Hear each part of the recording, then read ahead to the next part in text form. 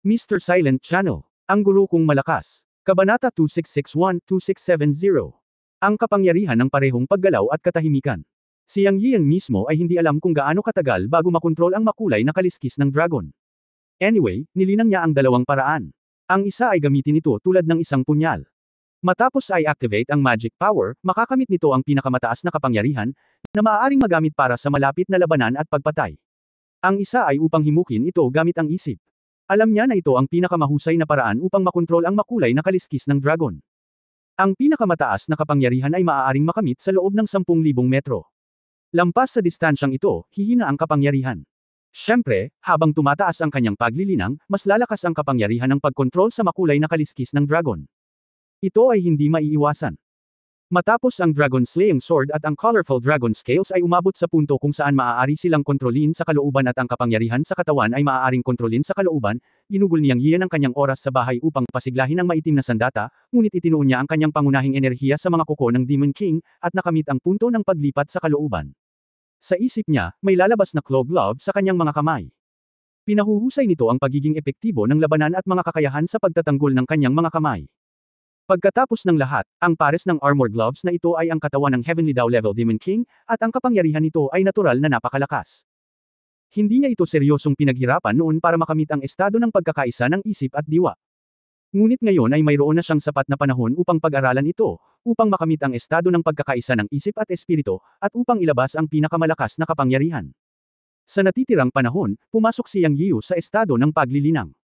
Alam niyang ang kapangyarihan sa kanyang katawan ang ugat ng lahat. Kung ito man ay ang Dragon Slaying Sword, ang Colorful Dragon Scales, ang Qiankun Pot, at ang Armor, at iba pa. Sa huling pagsusuri, lahat sila ay panlabas na puwersa, at tanging ang kapangyarihan ng paglilinang sa sarili ang lahat. Kailangan niyang mas maunawaan ang kapangyarihan sa kanyang katawan, upang mas mahusay na mapatakbo ang kanyang Qiankun Creation Power, at gamitin ang kapangyarihan ng Tao Sid. Siya. Kinailangang makilala ang pangunahin at pangalawa. Ano ang pangunahin at pangalawa? Ang kapangyarihan sa katawan ay ang kapangyarihan sa katawan. Ang sitwasyon niya ngayon ay medyo komplikado ang kapangyarihan sa katawan. Dahil ang paraan ng pagsasanay ay napabuti sa Qiankun Creation Power, ang Divine Power at Divine Core sa kanyang katawan ay ibang-iba sa iba. Siyempre, ang banal na kapangyarihan ay talagang enerhiya at kapangyarihan ng mahika sa pangkalahatan, ngunit ang kanyang banal na kapangyarihan ay mas dalisay at makapangyarihan, at ang banal na palasyo, iyon ay, ang dantian, na tinatawag ding dagat ng mga Diyos, ay mas malakas kaysa sa iba, at nag-iimbak ng higit na banal na kapangyarihan. At mayroon ding banal na core sa dagat ng mga Diyos. Ang mga banal na core ng iba ay espiritual at tinatawag na mga banal na fetus. Sa katunayan, ang mga ito ay mga high-level na bersyon ng mga immortal na sanggol ng Yuanying. Pero iba siya sa iba. Ang pagkakaiba sa kanyang mga kasanayan ay gumagawa din ng kanyang banal na core na ibang-iba sa iba. Walang banal na fetus sa kanyang pagsusuri, ngunit mayroong 10 malalaking puno ng Dao. Bagaman sa ngayon, ang 10 malalaking puno ng Dao ay mga sapling pa rin, sila ay ganap na naiiba. Kaya iba ang kanyang pangunahing pagkakaiba. Nahahati ito sa dalawang kapangyarihan, Divine Power at Divine Core Dao Tree. Huwag nating pag-usapan ang tungkol sa banal na kapangyarihan, iyon ay, mana, ngunit ang 10 malalaking puno ng Dao sa banal na core ay kailangang pag-aralan. Ang 10 malalaking puno ng Dao ay may mga katangian, na naiiba sa bawat isa. Masasabing sila ay kapangyarihan, o masasabing sila ay likas na mahiwagang kapangyarihan ng paglilinang. Dahil ang mga puno ng Dao ay maaaring maipakita. Ang bawat katangian ng Dao Tree ay isang independenteng pag-iral, at maaari rin itong mabuo sa isang pagsasanib at magtipon sa isang mas malakas na puwersa. Iniisip na ngayon ni Yang Yian na talagang ginamit niya ang 10 malalaking puno ng Dao sa maling paraan, o gumamit ng kutsilyo sa pagpatay ng manok, at hindi niya ginampanan ang tunay na kapangyarihan ng 10 malalaking puno ng Dao. Ang pamamaraan ay dapat gamitin sa maling paraan. Kailangan niyang pag-aralan ang problemang ito at lutasin ito. Naniniwala ako na hanggat nalutas ang problema ng panloob na lakas, ang kanyang lakas ay magiging isang malakas na pagbabago, na malinaw na mahalaga sa kanyang pagpapabuti ng lakas. Matapos umupo ng cross-legged, pumasok si Yang Yiu sa estado ng cultivation, at nagsimulang magsanay ng paulit-ulit, pinagmamasdan ang paggana ng banal na kapangyarihan sa kanyang katawan, maingat na nararamdaman ang mga pagbabago sa bawat ruta ng pagsasanay, at maingat na pinagmamasdan ang mga pagbabago sa banal na core at ang sitwasyon ng 10 malalaking puno ng Dao sa banal na core. Ang kanyang banal na core, palagi niyang tinatawag itong Dao Sid Divine Core. Sa pagkakataong ito ay mayroon na siyang daan-daang libong taon, at pag-aaralan niya ang pagpapatakbo ng kanyang sariling mga ehersisyo at ang mga pagbabago sa banal na kapangyarihan sa kanyang katawan at sa mga puno ng Dao. Dapat itong gawing malinaw, na nauugnay sa kanyang hinaharap na direksyon sa paglilinang at direksyon ng labanan. Susunod, nagsimulang magsanay at mag-aral si Yang Yiyo sa Tiankunpot, araw-araw, taon-taon. Siya ay ganap na natakot, nakaupo nang hindi gumagalaw sa parehong lugar, 10,000 taon, 100,000 taon. Ang oras ay patuloy na dumudulas. Nagkaroon din ng isang kislap ng banal na liwanag sa kanyang katawan, na nagpapatunay na siya ay nasa isang estado ng paglilinang. Isang araw mahigit 200,000 taon na ang lumipas, sumambulat si Yang Yiyan sa banal na liwanag, at 5 divine ring ang lumitaw sa likod ng kanyang ulo. Ang bawat banal na singsing ay madilim na ginto, at ang bawat banal na singsing ay kumakatawan sa isang mahusay na kaharian. Mula sa 5 kaharian ng Diyos Tao, Langit na Diyos, Diyos Panginoon, Diyos Hari, at Diyos Emperador, lumitaw ang 5 banal na singsing, at ang lalim ng kulay ay kumakatawan sa antas ng cultivation realm. Halimbawa, ang kanyang kasalukuyang madilim na gininto ang banal na singsing ay kumakatawan sa pinakamataas na emperador ng Diyos sa itaas na antas. Pagkatapos ay bigla niyang iminulat ang kanyang mga mata, at ang kanyang buong katawan ay nabigla. 10 malalaking puno ng daw ang lumitaw sa likuran niya, isa-isa, lumulutang pataas, makulay, at ang bawat isa ay ngayon ay higit sa isang talampakan ang taas. Bagamat ito ay nasa estado ng isang saplang, ang aura na inilalabas nito ay napakalakas. Mga binhi at pagkakaisa ng Dao. Marahan na nagsalita si Yang Yiyan, at sa susunod na sandali ang 10 malalaking templo ng puno ng Dao na lumulutang sa likuran niya ay bumungad ng maliwanag sa ilalim ng makulay na liwanag, agad na nagsanib, at pagkatapos ay naging isang matayog na puno na 100 metro ang taas. 5 elemento. Muling nagsalita si Yang Yiyan. Sa pagkakataong ito ay lumitaw ang isang mahiwagang eksena, at 100 metrong haba ng Daoist magic ang nagsanib, at ang banal na liwanag ay sumilay sa kanya. Ikanaway ni Yang Yiyan ang kanyang kamay, at ang 5 banal na enerhiya ng ginto, kahoy, tubig, apoy at lupa ay lumitaw sa kanyang harapan. Tubig, sunog, earth, maging ginto, palakihin. Sa bawat oras na nagsasalita siya, winuwagayway niya ang kanyang kamay, at ang tubig at apoy ay lumitaw mula sa manipis na hangin. Pagkatapos ay tumaas ang lupa sa ilalim ng kanyang mga paa, at ang isang maliit na lupa ay naging gintong bato. Gamit ang isa pang daliri, tumubo ang isang saplang na malago at naging malaking puno. Ito ang kapangyarihan ng 5 elemento. Pero hindi pa tapos.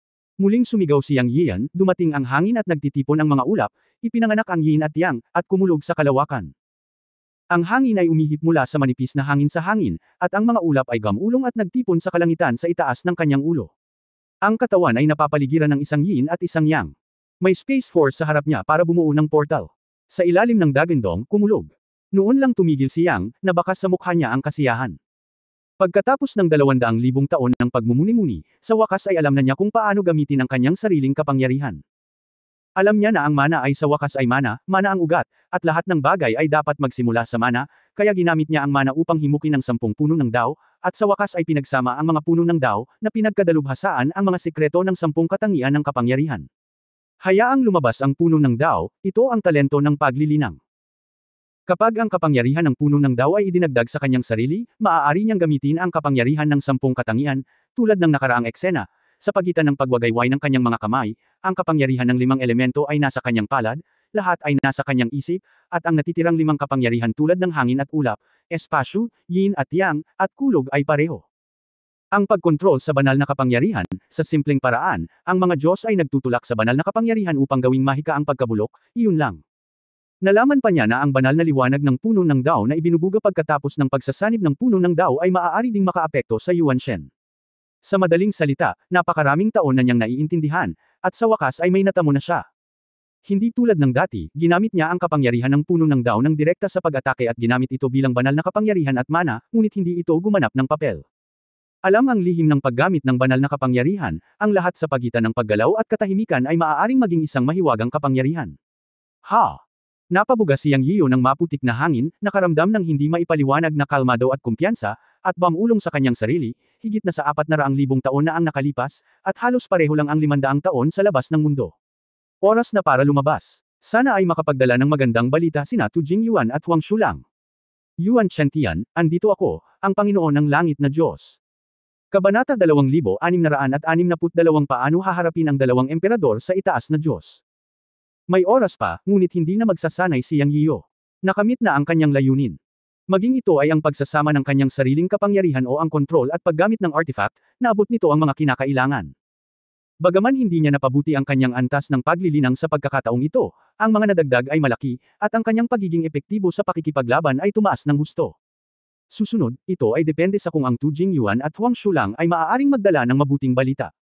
Hanggat nagdadala sila ng kumpirmadong balita na si Yuan Chentian ay nasugatan, ang susunod na plano ay maaaring ipatupad. Ang pangkalahatang plano ay hayaang makabawi si Yu Linglong, at kailangan ng isang banal na bagay. At ang banal na bagay na ito ay ang ginseng prutas na inusisa ni Huang Shulang. Ang prutas ng ginseng ay lilito lamang sa Daoist Palace Festival ng Demon God Daoist Palace.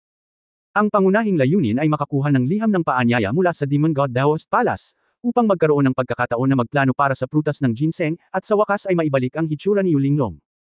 Ang unang hadlang ay ang pagkuha ng liham ng imbitasyon mula sa Demon God Palace, kaya si Yuan Chentian, ang Lord of the Sky City, ang naging target. Hanggat papatayin niya si Yuan Chentian, o papalitan siya bilang Lord of the Sky City, makukuha niya ang liham ng imbitasyon mula sa Demon God Palace, at pagkatapos ay pumasok sa Demon God Palace at makipag-ugnayan sa prutas na ginseng. Siyempre, kahit nasa yugtong ito, hindi pa rin alam kung makukuha niya ang prutas na ginseng, kaya't wala nang masyadong oras para sa kanya. Ngayon, 500 taon na talaga ang lumipas sa 1,000 taon mula noong grand event ng Demon God Palace, ibig sabihin ay mayroon pa siyang 500 taon na natitira. Ngunit sa 500 taon na ito, wala siyang nagawa. Siya, hindi man lang lumabas para sa unang hakbang na ito. Siya, hindi maaaring manatili sa Chen Kun Pot, at kailangan niyang kumilos. Siya ay mayroon. Nagsanay sa Chen Kun Pot ng higit sa 400,000 taon, at ang labas ng mundo ay mahigit 400 taon na lamang. Ito ang kanyang malaking bentahe sa pagsasanay. Habang may iniisip, lumabas si Yang Yiu sa Chen Kun Pot at bumalik sa sikretong silid para sa pagsasanay. Walang laman ang kwarto at walang tao. Lumabas siya at nakarating sa main hall. Siya ay nag-scan gamit ang kanyang espiritual na kahulugan at natagpuan na sina Tu Jingyuan at Huang Shulang ay nakabalik na. Nasa labas na sila ngayon ng main hall. Mukhang matagal na silang naghihintay. Para naman kay Yu Linglong, nalaman niyang may harang pa rin sa kanyang sekretong silid sa pamamagitan ng kanyang espiritual na pakiramdam, na nangangahulugan na siya ay nasa pag-iisa pa rin at hindi pa lumalabas. Hindi rin lumalabas si Teng Shi. Ipinag-utos niya na dapat siyang makapasok sa loob ng 500 taon. Kung hindi siya nakalusot, hindi siya dapat lumabas. Halatang hindi pa nakakalusot si Teng Shi, kung hindi ay matagal na siyang lumabas kasama ang kanyang pagkatao. Inistorbo ni Yang Yiu sina Yu Linglong at Teng Shi nang walang paghahanda. Direkta siyang nagpadala ng mensahe kay Tu Jingyuan at sa dalawa pa sa kanyang espiritual na kahulugan, pumasok. Sa susunod na sandali, bumukas ang pinto ng pangunahing bulwagan, at pumasok sina Tu Jingyuan at Huang Shulang. Pagbati, guro. Nagsulot ang dalawa. Kinawayan ni Yang Yian ang kanyang kamay at sinabing, hindi na kailangang maging magalang, sabihin mo lang sa akin ang balita, kumpirmado ba ito? Sumulyap si Huang Shulang kay Tu Jingyuan at sinenyasan si Tu Jingyuan na magsalita. Alam niya sa kanyang puso na sa puso ni Yang Yian, ang master, natural siyang nagtiwala kay Huang Shulang. Para naman sa kanya, isang bagong miyembro na kaka-join pa lang, kahit na siya ay isang lokal na ahas sa Sky God City, hindi siya agad magtitiwala ni Yang Yian, kung hindi siya papayag na pumunta sila ni Tu Jingyuan para kumpirmahin muli ang balita ng pinsala ni Yuan Chentian. Ngunit ito ay mabuti sa ganitong paraan. Pagkatapos ng pangalawang kumpirmasyon, alam niyang maaayos ang usapin. Sa oras na iyon, tiyak na hahamunin ni Yang Yian si Yuan Chentian para sa liham ng paanyaya mula sa Demon God Palace, at ang paghihiganti ng kanyang asawa at mga anak ay maaaring ipaghiganti. Alinmang paraan. Lahat ng ito ay hiling ni Huang Shulang. Susunod, ito ay depende sa kung si Yang Yian, ang master, ay sapat na malakas. Magalang na sinabi ni Tu Jingyuan, Guru, ang balita ay nakumpirma na. Ang Panginoon ng lungsod ng Sky Divine City, si Yuan Chentian, ay talagang nasugatan sa loob ng 100,000 taon, at nag-iisa upang pagalingin ang kanyang mga pinsala. Ang kanyang paglilinang ay bumagsak din sa paunang antas ng Divine Lord. Paano mo nalaman? Gulat na tanong ni Yang Yiu. Matapos sabihin ni Tu Jingyuan na nakumpirma ito, naniwala siya dahil alam niyang hindi magsisinungaling si Tu Jingyuan sa kanya. Sa madaling salita, tumpak ang naunang balita ni Huang Shulang at hindi nagsisinungaling sa kanya.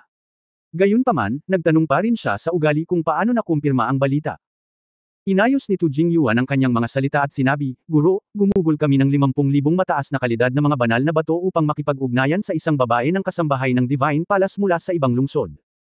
Nalaman namin mula sa babae na tama ang balita, at kinumpirma din ito ng ibang mga partido upang patunayan na ang bagay na ito ay totoo. Usap-usapan na ang kasambahay ng Divine City Palace ay ang pinagkakatiwalaan ni Yuan Chentian, ngunit ang pagnanasa ng matanda ay nagsabi ng sikreto ng Divine Palace sa kanyang asawa.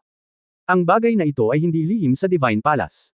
Alam ng maraming tao sa Divine Palace na si Yuan Chentian ay nasugatan at umatras matapos makipaglaban sa isang malakas na tao mahigit 100,000 taon na ang nakalilipas. Bilang karagdagan, nakakuha kami ng mas mahalagang balita.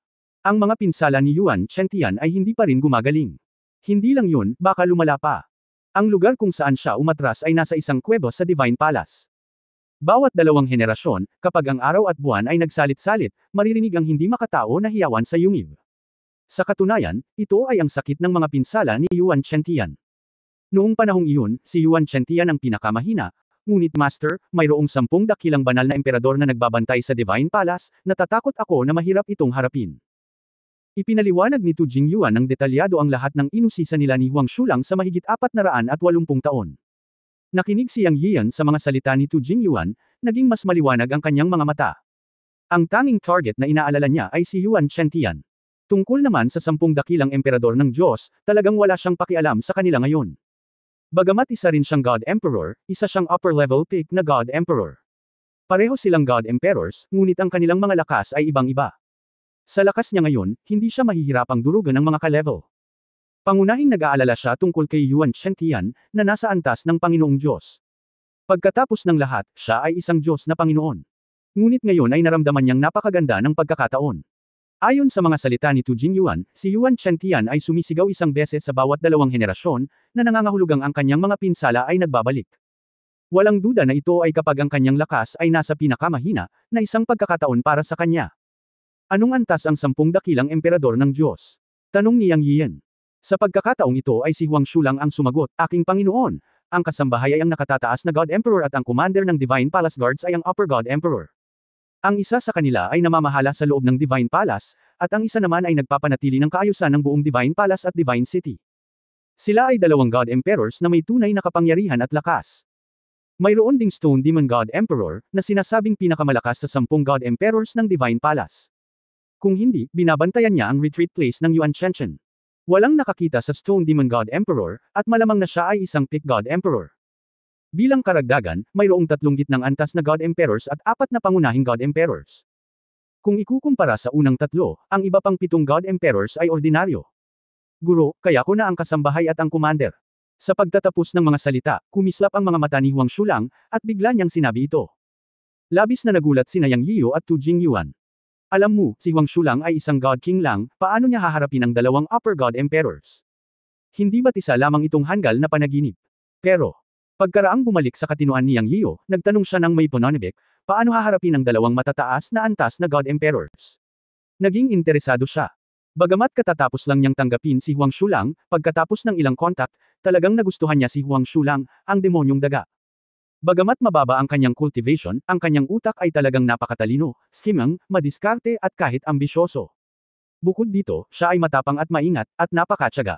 Nagkaroon siya ng pagkahumaling na higit sa mga ordinaryong tao, na nalampasan ang maraming nilalang. Ito ang kalamangan ni Huang Shulang. Masasabing isa siyang master na umaasa sa kanyang utak. Ang pagpatay ng mga tao at pagpatay ng mga kaaway, minsan hindi lakas kundi kalkulasyon ang makapangyarihan. Si Huang Shulang ay kabilang sa ganitong uri ng tao.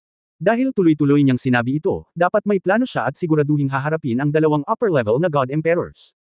Nadama ni Yang Yiu mula sa kaibuturan ng kanyang puso na kayang gawin ito ni Huang Shulang. Tumingin siya kay Huang Shulang nang may pananibik, naghihintay ng kanyang sagot. Sa hindi inaasahang pagkakataon, lumabas ang mga susunod na salita ni Huang Shulang, at talagang nakumbinsi si Yang Yiu sa kanya. Kabanata 2663, inaasahan ko talaga ang pakikipaglaban sa isang Diyos.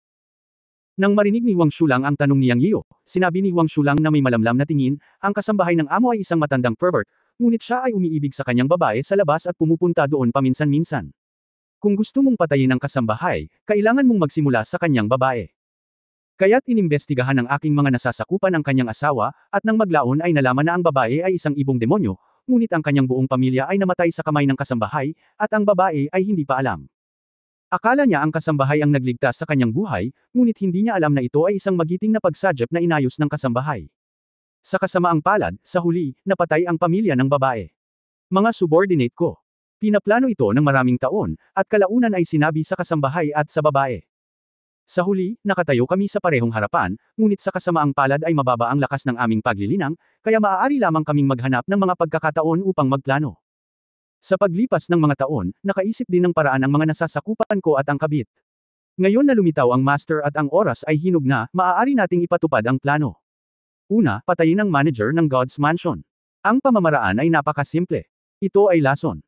Ang aking nasasakupan ay bumili ng isang formula ng isang mahiwagang gamot mula sa itim na merkado na sapat na upang lason ang nasa itaas na antas ng God Emperor. Ito ay walang kulay at walang lasa, at inilapat sa babae. Sa paglipas ng mga taon, ang kasambahay ay nalasan, ngunit hindi ito lalabas kung hindi ito matrigger. Ngunit ngayon ito ay kailangan lamang na matrigger, at ang lason ng kasambahay ay mawawala sa oras na iyon, at siya ay papatayin sa kalooban. Hindi mahirap patayin ang housekeeper, ngunit ang commander ng God's Mansion, hindi siya kayang patayin ng subordinate. Ang magagawa ko lang ay akitin ang tigre palayo sa bundok at hayaang lumabas ang commander ng mansion ng Diyos sa loob ng 3 araw. May delay ko lang siya, pero hindi ko siya kayang patayin. Ang swerte talaga niyang Yiyo kay Huang Shulang. Parang ginawa na ng lalaking ito ang lahat para makaganti, hanggang sa puntong ibenta niya ang kanyang katawan. Walang alinlangan na ibinaba ni Huang Shulang ang babae ng manager ng God's Mansion. Alam niyang Yiyo na sa pukana ni Huang Shulang, hindi may iwasang tanggalin ang babae, hindi pa banggitin na ang dalawa ay may iisang kaaway, layunin at paksa. Ang paggamit ng lason upang patayin ang isang mataas na ranggo na God Emperor, pagkatapos ng mga taon ng pagpaplano, naniniwala ako na hindi ito isang malaking problema. Gayunpaman, sinabi ni Huang Shulang na ang pinuno ng Divine Palace ay hindi maaaring patayin, ngunit maaari niyang akitin ang tigre palayo sa bundok sa loob ng 3 araw. Sapat na ang 3 araw para harapin niya si Yuan Shentian. Bagamat maikli ang oras, sapat na ang oras kung walang mangyayaring hindi inaasahan. Kung kaya niya talaga tapos magaan ang loob niya. Sa katunayan, kahit na walang ginagawa si Huang Shulang, maaari pa rin niyang harapin ang 10 dakilang God Emperors ng Divine Palace, ngunit ito ay isang magandang bagay na siya ay mapapaginhawa kung mayroon siyang kulang. Nararamdaman na ngayon niyang Yiyo na kumikita siya ng mapasailalim si Huang Shulang sa kanyang pamumuno. Ang taong ito ay isang tipikal na taong mahina ang loob na tinatalo ang malakas. Hindi mahalaga kung ang paraan ay maluwalhati o hindi, ang layunin ay nakakamit, at ito ang kakayahan. Tumingin siyang Yiyo kay Huang Shulang nang may interes at nagtanong, paano mo mailipat ang pinuno ng Divine Mansion palayo sa Sky Divine City sa loob ng 3 araw? Sinabi ni Huang Shulang, maraming mabangis na hayop sa tigang nakabundukan sa kanluran ng banal na lungsod. At may tradisyon na bawat ilang libong taon ay sasabog ang Beast Tide upang salakayin ang banal na lungsod. Sa tuwing sumiklab ang Beast Tide, ang pinuno ng Divine Mansion ay aakayin ng mga tao upang sugpuin ang Beast Tide, at maaari ring tumagal ng 2 o 3 araw upang matulungan ang mga emperador ng Diyos nang hindi bababa sa 2 o 3 araw. Mabangis na hayop sa isang pagkakataon. Nang sabihin niya ito, hindi napigilan niyang Yiyo na sabihin, ang ibig mong sabihin ay sasabog na ang Beast Tide. Umiling si Huang Shulang. Tumanggaw siya at sinabing, hindi, aabutin ng mahigit 1,000 taon bago sumiklab ang Beast Tide. Sumimangot siyang Yiyo at sinabing, hindi posible ang paghihintay ng higit sa 1,000 taon. Mayroon lang tayong 500 taon, maliban kung. Nang sabihin niya ito, nagliwanag ang mga mata niyang Yiyo at bigla siyang nakaisip ng isang posibilidad. Tumingin siya kay Huang Shulang at sinabing, maliban na lang kung matrigger mo ang Beast Tide ng maaga. Ngumiti si Huang Shulang at nagsabi, matalino si Master. Kaya kung ang paunahan ng Beast Tide. Tinitigan niyang Yiyo si Huang Shulang ng may dilat na mga mata. Alam niyang minamaliit pa rin niya si Huang Shulang, at pagkatapos ay nagtanong, anong paraan ang maaaring mag-trigger ng Beast Tide na sumiklab ng maaga? Ghost Rage Grass, bulalas ni Huang Shulang. Ano? Ghost Rage Grass? Hindi pa ito nakuha niyang Yiyo. Alam ni Huang Shulang na siyang Yiyo ay mula sa labas ng mundo at hindi alam ang ilang bagay tungkol sa Eternal God Realm, kaya mabilis niyang ipinaliwanag, Guru, ang Ghost Rage Grass ay isang mahiwagang damo na maaaring magpabaliw sa mga mabangis na hayop. Matapos itong masindi, anumang mabangis na hayop na amoy nito ay mababaliw. Kapag ang marahas na labanan ay madyugo, ito ay tiyak na magbubunga ng isang malaking malaki. Upang makuha ang Ghost Rage Grass, halos nawala ang kalahati ng aking buhay sa libu-libong taon, at inabot ako ng 1,000 taon upang makabawi. Ang damong ito ay walang ibang epekto, ngunit maaari nitong mawala ng isip ang mga mabangis na hayop at kumukulo at masunog ang kanilang dugo. Nakagawa na rin ako ng mga eksperimento at talagang napakabisa nito. Master, huwag kang mag-alala tungkol dito. Pagkatapos ay nagtanong siyang Yiyo ng ilang mas detalyadong mga katanungan, at karaniwang ang pangkalahatang direksyon ay itinakda. Nalutas ni Huang Shulang ang 2 mas mataas na antas ng God Emperors, na nagpawala ng labis sa kanyang pressure at nagbigay daan sa kanya na mag-concentrate sa pakikitungo kay Yuan Shentian. Si Yuan Shentian ay sumigaw o ang kanyang mga pinsala ay bumalik sa loob ng 2 taon ng Jieze. Gaano katagal bago ang susunod na pagkakataon? Tanong niyang Yiyo. Sumagot si Tu Jingyuan, Guro, ang susunod na pagkakataon ay 10 araw. So soon. Mukhang kailangan na nating kumilos ngayon. Sinabi niyang Yiyan sa kanyang sarili, at pagkatapos ay sinabi kay Huang Shulang, pumunta ka at maghanda. Papasok ako sa mansyon ng City Lord sa tamang oras sa loob ng 10 araw. Oo, Master. Nagliwanag ang mga mata ni Huang Shulang. Matagal na siyang naghihintay ng 1 araw. 10 araw ay sapat na. Kinailangan muna niyang pumunta sa tigang na bundok upang gumawa ng mga kaayusan upang matiyak na ang Netherworld Violent Grass ay nag-aapoy upang matrigger ang Beast Tide at itaboy ang God's Mansion palabas ng lungsod. Pagkatapos noon, kailangan niyang hanapin ang kasambahay at babae ng mansion ng Diyos, at hayaan ang babae na mag-trigger ng lason ng kasambahay at patayin siya. Pagkaalis ni Huang Shulang, sinabi ni Tu Jingyuan na may pag-aalala, "Guro, sigurado ka ba?" Pinaikit ni Yang Yian ang kanyang mga mata. Alam niyang nag-aalala si Tu Jingyuan kay Yuan Chentian. Pagkatapos ng lahat, siya ay isang Diyos na Panginoon. Kahit na siya ay isang nasugatan na Junior God Lord, siya ay isang God Lord pa rin. Ang pagkakaiba sa pagitan ng Diyos Panginoon at Diyos Emperador ay tunog lamang ng isang manipis na linya, ngunit ang manipis na linya ay ang pagkakaiba sa pagitan ng langit at lupa. Sa huli, si Yang Yian ay isang God Emperor pa rin, at normal ang pag-aalala ni Tu Jingyuan. Huwag kang mag-alala, sigurado ako. Ngumiti si Yang Yian, mukhang relaxed, ngunit sa katunayan siya ay 50 hanggang 50 sa kanyang puso. Natural na alam niya kung ano ang ibig sabihin ng Panginoon ng mga Diyos. Ang kapangyarihang kontrolado ng Panginoon ng mga Diyos ang pinakamakapangyarihan sa mga batas noong panahong iyon. Ang lahat ng kapangyarihan ng katangian ay umabot na sa kanilang rurok sa antas ng Panginoon ng mga Diyos. Pagkatapos ng Panginoon ng mga Diyos ay ang Diyos ng mga batas, at sa panahong iyon ay linangin nila ang mga misteryo na mas makapangyarihan kaysa sa mga batas. Sa makatuwid, ang takot sa Panginoon ng mga Diyos ay talagang hindi isang bagay na maaaring iling ng emperador ng mga Diyos sa ilalim ng normal na mga pangyayari. Ngunit si Yang Yiu ay hindi isang ordinaryong God Emperor. Bilang karagdagan, si Yuan Chentian ay nasa Primary God Lord level lamang pagkatapos na masugitan, kaya gusto niyang kunin ang isang God Lord. Gayunpaman, hindi pa rin siya ganap na sigurado, ngunit itinaya niya ito para kay Yu Linglong. Ngunit siyempre hindi niya masabi sa harap ng mga subordinate niya, para hindi maapektuhan ang morale. Dahil determinado siyang gawin ito, kailangan niyang maging matatag sa kanyang layunin. Mabuti iyan, nakahinga ng maluwag si Tu Jingyuan. Sige, humanda ka, aalis tayo anumang oras. Oh, siya nga pala, pumunta ka at tingnan kung kumusta si Teng Shi, at isama mo siya sa pagkakataong ito. Ikinumpas ni Yang Yiu ang kanyang kamay. Oo, aalis na ako. Umalis si Tu Jingyuan sa bulwagan. Sinabi ni Yang Yiu sa kanyang sarili, talagang inaabangan ko ang pakikipaglaban sa isang Panginoong Diyos. Kabanata 2664, Pagpasok sa mansyon ng City Lord. Mabilis na lumipas ang 10 araw, at lilipas ito sa isang kisap mata, kaya't umalis si Yang Yian sa ika-9 na araw. Gayunpaman, sa panahong ito, nag-iwan siya ng harang sa sekretong silid kung saan nagsasanay si Yu Linglong sa pag-iisa, upang maiwasang lumabas si Yu Linglong, dahil kilala niya ang karakter ni Yu Linglong, at kung pupunta siya sa Divine Mansion upang hanapin si Yuan Chentian, tiyak na susundan siya nito. Ngunit pagkatapos ng lahat, ang kaharian ni Yu Linglong ay bumaba sa antas ng Divine King pagkatapos na masugatan noong huling pagkakataon. Kung susundan niya ito, natatakot siyang masugatan siya, kaya nagdagdag na lang siya ng harang sa sikretong silid kung saan nagsasanay si Yu Linglong, upang hindi ito makalabas. Para naman kay Teng Xie, ang lalaking ito ay pinatingin sa kanya ng mga bagong mata. Sa ikatlong araw pagkatapos bumalik si Tu Jingyuan, talagang nakalusot siya, mula sa pangunahing Divine Emperor hanggang sa lakas ng gitnang Divine Emperor. Kailangan kong sabihin na kailangang pilitin ang lalaking ito. Siya ay malinaw na isang banal na hayop na may hindi pangkaraniwang mga talento, ngunit siya ay masyadong tamad na magsanay. Hiniling niya sa kanya na magsanay sa loob ng 500 taon upang makalusot. Casual lang ang pagkakasabi niya, kung hindi ay may gagawin siyang kakaiba. Sino ang nakakaalam na ang taong ito ay talagang sumibak? Ito ay hindi inaasahan, ngunit ito ay isang magandang bagay para sa kanya. Magagawa ni Teng Xie na labanan ang kahit na ang pinakamataas na emperador ng Diyos sa kanyang buhay. Matapos ang kanyang lakas ay mapahusay, maaari niyang ibahagi ang maraming pasanin sa kanya. Bilang karagdagan, si Tu Jingyuan ay isa na ring pangunahing emperador ng Diyos. Siguradong sapat na si Yang Yiu para harapin ang mga God Emperors sa God Mansion. Anyway, ang dalawang pinakamakapangyarihang Upper God Emperors ay haharapin ni Huang Shulang. Ang natitira ay ang gitna at mababang God Emperors. Kakayanin ni Teng Xie at Tu Jingyuan ang 2 o 3. Siyempre. Ayon sa impormasyon ni Huang Shulang, mayroon ding Stone Demon na God Emperor na nagbabantay sa retreat ni Yuan Chenchen. Siya ay medyo misteryosong Great God Emperor, ngunit walang pakialam si Yang Yiu. Ang pakikitungo sa God Emperor ay hindi isang problema. Walang pressure para sa kanya na durugan ang parehong kaharian. Simula sa Chenkun Valley, pinangunahan ni Yang Yiu sina Teng Xie at Tu Jingyuan at dumiretso sa God City.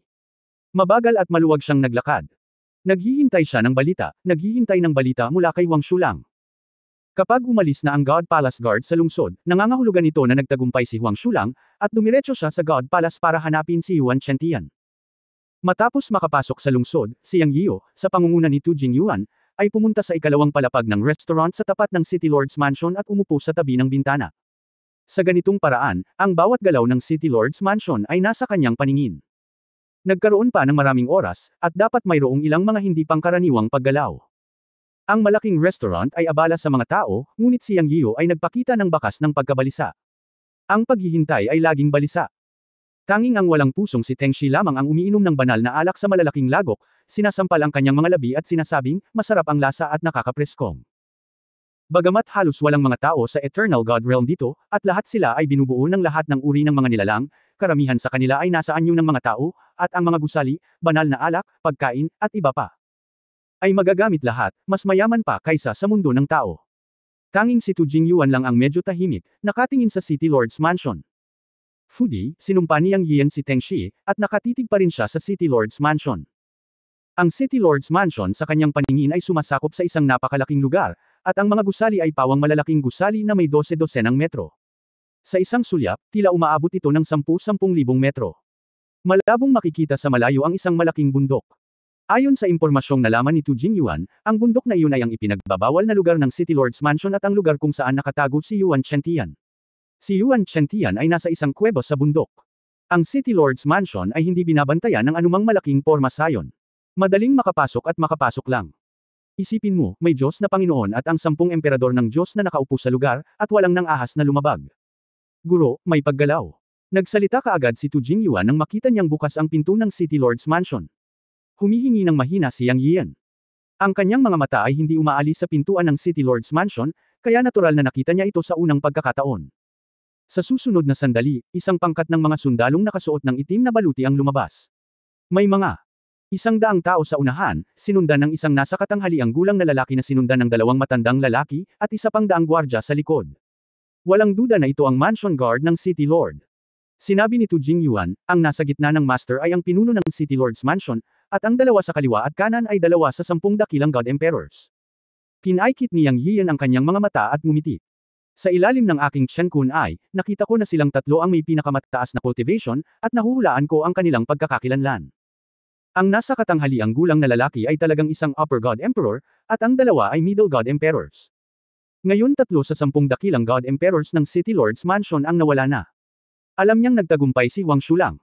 Bilang karagdagan, may isa pang katiwala, na isang tiyak na bagay, isang patay na dulo. Kasama ang Stone Demon na nasa itaas na God Emperor na nagbabantay sa ipinagbabawal na lugar, kung bibilangin mo ito sa ganitong paraan, ang mga God Emperors na nananatili pa rin sa City Lord's Mansion ay isang gitnang God Emperor at 4 na pangunahing God Emperors. Para sa kanya, walang suspense.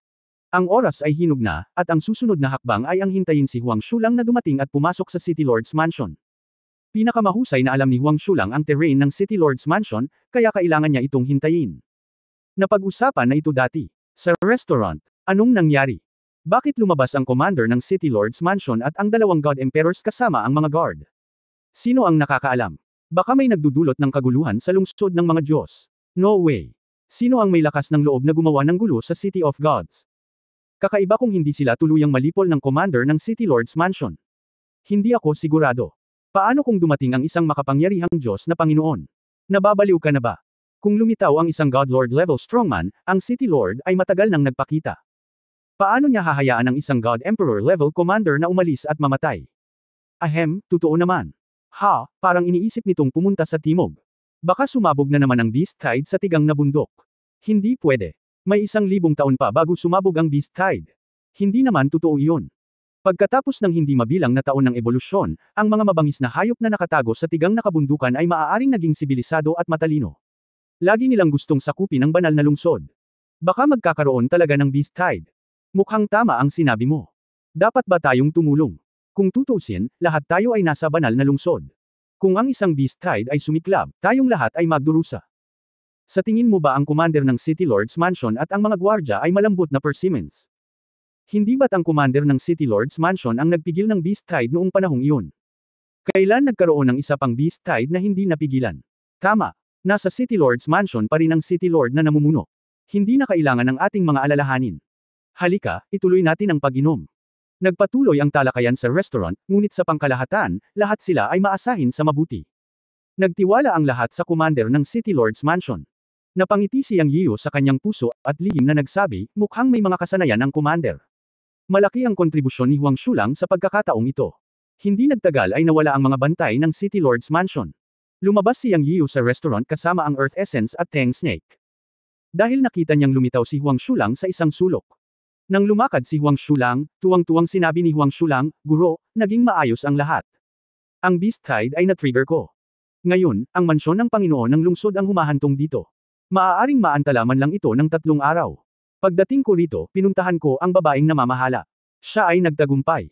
Sa kasalukuyan, mayroon na lamang 5 God Emperor na natitira sa City Lord, at ang God Emperors ay natitira sa City Lord, at ang God Emperor ay si Demon na nagbabantay sa City Lord. Area. Hindi na siya lalabas. Ngumiti si Yang Yiyo at sinabing, kung gayon, umalis na tayo. Oras na para tulungan kang maghayganti. Handa na ang lahat, naghihintay na lamang na pumatay sa mansyon ng Panginoong Lungsod at pumasok sa ipinagbabawal na lugar upang labanan si Yuan Chentian. Pumatay tayo sa mansyon ng Panginoon ng Lungsod. Sabi ni Yang Yiyo, at dumiretso sa mansyon ng City Lord. Sino ang napakatapang? Ito ang mansyon ng Panginoon ng Lungsod. Pagdating nila sa tarangkahan, 2 pangunahing hari ng Diyos ang nagbabantay sa tarangkahan. Nang makita si Yang Yiyo at ang mga Earth Spirit na sinusubukang pumasok sa gate, agad nila itong pinagalitan.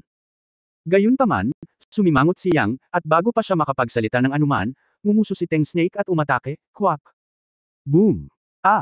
Ang 2 pangunahing hari ng Diyos ay agad na pinatay ng buntot ni Tang Snake. Ang kilusang ito ay direktang nakakuha ng atensyon ng mga Diyos sa paligid. Maya-maya, nagkakagulo ang mga kalsada at may sumigaw. Gayunpaman, si Yang Yiyo at ang kanyang mga tauhan ay sumugod na sa mansyon ng Panginoon ng Lungsod. Kabanata 2665, pagpatay sa 4 na Divine Emperor sa isang espada. Marami pa ring tao sa buong City Lord's Mansion, kahit libu-libong tao. Gayunpaman, marami sa kanila ay mga Diyos na may mababang paglilinang. Ang tunay na epektibong labanan ay ang City Lord's Mansion Guards, ngunit ang pinakamalakas na pares ng mga tao ay kinuha ng commander upang sugpuin ang Beast Tide.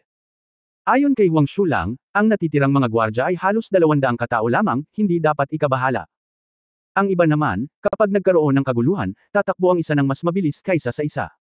Dahil sa harap ng isang makapangyarihang tao na may malakas na paglilinang, ang mga taong ito ay hindi bobo, at alam nila na kung hindi sila tatakbo, sila ay magiging kanyan.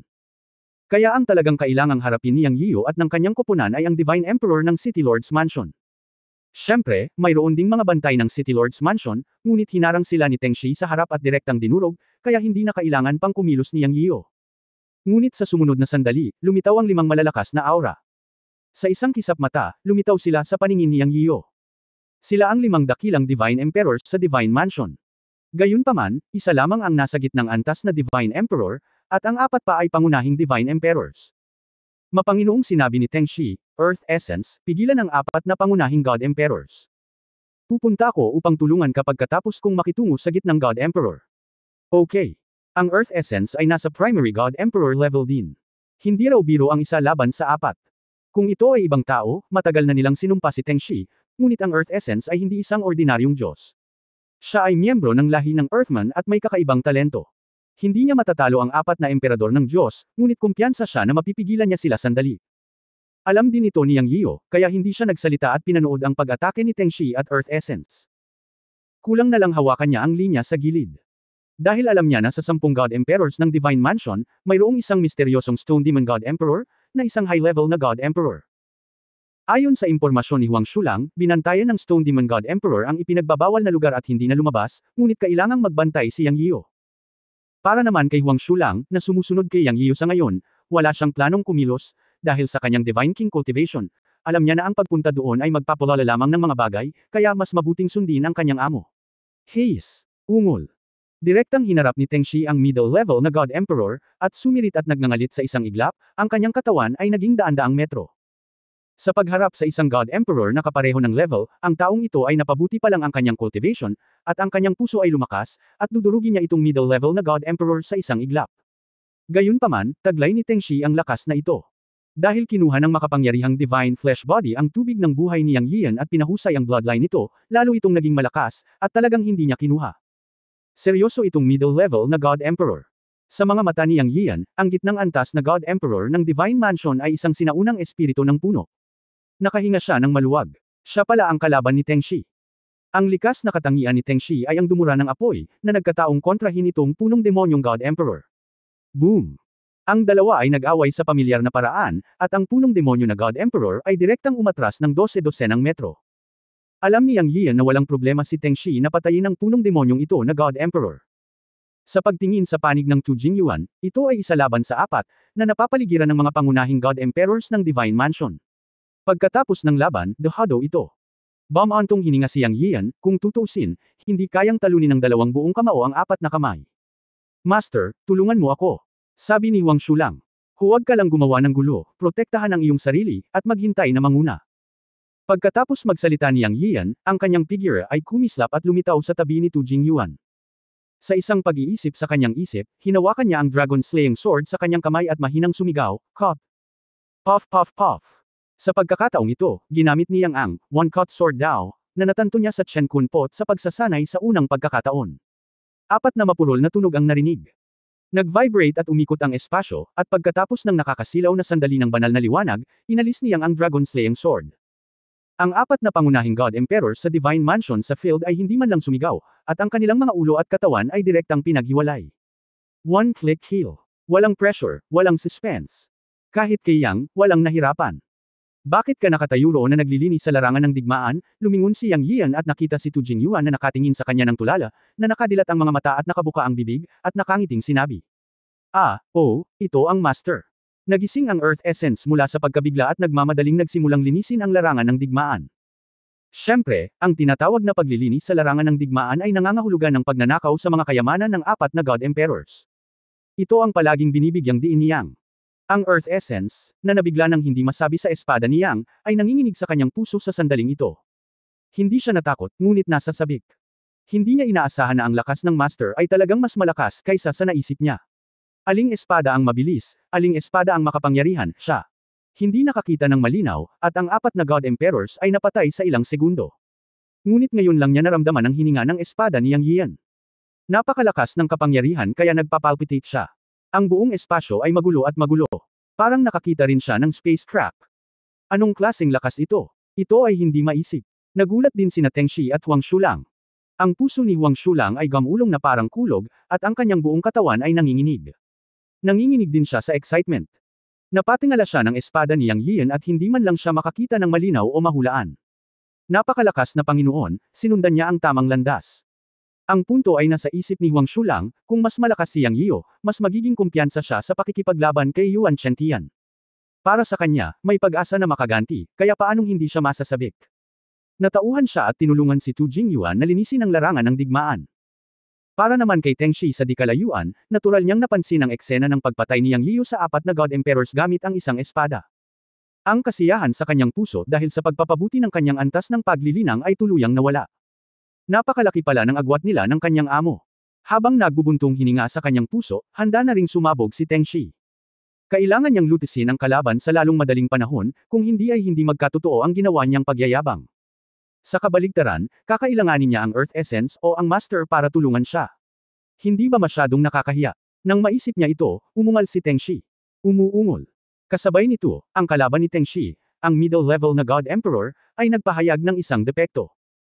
Dahil natakot siya, nakita niya si Yang Yiu na pinatay ang 4 na pangunahing God Emperors gamit ang isang espada, at naramdaman ang sobrang nakakatakot na sword energy sa hangin ngayon. Ang isip nitong middle level na God Emperor ay nalilito. Natakot siya, at pakiramdam niya ay papatayin siya sa espada ng kalbong binata. Siya. Napakapait sa kanyang puso, at hindi niya alam kung sino ang mga taong ito. Nakapasok na lang sila sa mansyon ng Diyos at pumatay ng walang kumusta o isang salita ng dialogue. Lalo na sa kritikal na sandaling ito pagkatapos umalis sa lungsod ang commander ng mansyon ng Diyos. Ang punto ay lumabas din ang matandang walang kamatayang kasambahay. Walang alinlangan na hinanap niya ang kanyang asawa. Hindi ito lihim. Sunod-sunod na lumabas ang malalakas na lalaki ng Divine Palace. Sa susunod na sandali, ang malalakas na lalaking ito na lumabas ng wala saan ay sumugod sa Divine Palace.